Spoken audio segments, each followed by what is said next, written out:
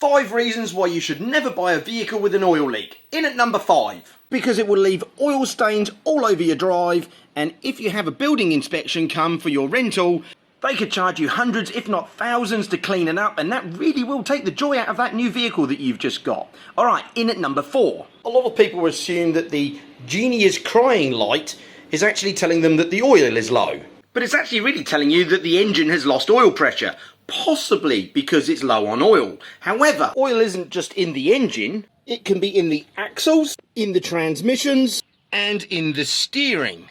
The leak can cause damage to other components that'll need to be repaired. The loss of that oil could lead to you losing your power assistance, usually when you're going round a corner or something stupid like that when it's necessary, and you can end up crashing into something. Alright, in at number 3. Oil can be really costly to replace, and it obviously adds to the amount of effort you have to put in to actually maintain the vehicle. But that's nothing compared to the amount that it's going to cost you if you run low or out of oil completely and you had to start replacing components. Power steering pumps might be over $1,000 just for the pump. Transmissions, $5,000, and they're cheap. Engines, $10,000. You might be writing off your vehicle just because of low oil. And again, it never happens at the opportune moment that's convenient for you. Alright, in at number 2. If the oil is dripping on the floor, it might actually fail a roadworthy if you do those in your state. Now I know that some of them give you 14 days to fix it, but don't forget you're just buying a new car. Why would you want to be spending money on it? Because here's number 1.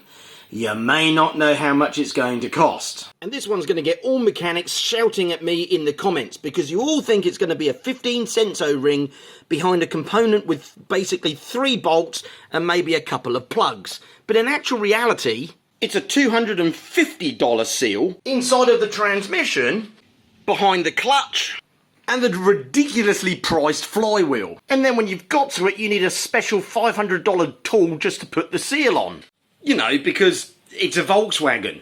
So next time you're looking at a vehicle and the person that's selling it to you says, oh, it's just a small oil leak, it's always been like it, it's fine. Remember these 5 points, and if you're not sure what you're looking at, take someone with you that knows what they're doing, or even hire one of those services that inspects the vehicle for you, and you stand a better chance of not losing money after you've bought the vehicle.